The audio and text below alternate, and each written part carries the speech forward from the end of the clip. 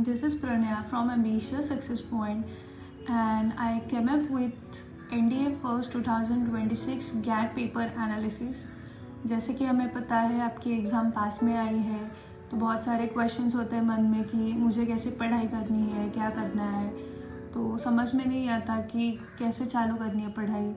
तो उसके लिए जहाँ तक मुझे पता है कि आपको पता होना चाहिए कि आपका गैट का पेपर कैसे होता है, क्या होता है, कैसे टाइप के क्वेश्चन आते हैं उसमें अंदर। तो उसके लिए मैंने गैट फर्स्ट का NDA फर्स्ट का 2026 का पेपर का एनालिसिस किया है, जिसमें आपको बहुत सारे इम्पॉर्टेंट क्वेश्चन समझेंगे। सो चलो स्टार्ट करते हैं। तो फर्स्ट क्वेश्चन जिसमें दिया है कि न्यूक्लियॉन होता क्या है, उसके आपको एग्जाम्पल पता होने चाहिए। न्यूक्लियॉन को कैसे फाइंड आउट करना है, क्या करना है। उसके बाद है कार्बन के एलोट्रॉप्स, जिसकी आपको प्रॉपर्टी पता होनी चाहिए।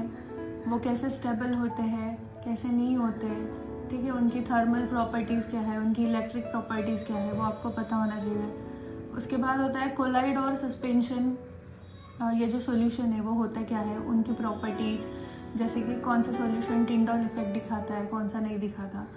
उसके बाद है मेथड ऑफ सेपरेशन, जिसमें हम वोलाटाइल नॉन वोलाटाइल सॉल्यूट्स को सेपरेट करते हैं। दो सॉलिड्स को कैसे सेपरेट करना है, दो लिक्विड को कैसे सेपरेट करना है, उसके आपको मेथड्स पता होनी चाहिए, एनालिटिकल मेथड्स। उसके बाद ऑक्सीडेशन रिएक्शन के एग्जांपल, रिडक्शन रिएक्शन के एग्जांपल। उसके बाद है एसिड बेस की सब थेरीज आपको पता होनी चाहिए, उसके कॉन्सेप्ट, जैसे कि लॉरी ब्रॉन्स्टेड है, लेविस एसिड है, लेविस बेस, अरेनियस है, कॉन्जुगेट बेस थेरी है, ठीक है।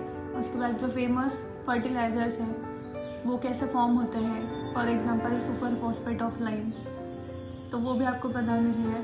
केमिस्ट्री के लॉज जो है एप्लीकेशन बेस्ड आपको करने, केस बेस्ड स्टडीज़ करनी है, जैसे कि law of multiple proportion, law of conservation of mass, law of reciprocal proportion, ऐसे आपको करने हैं।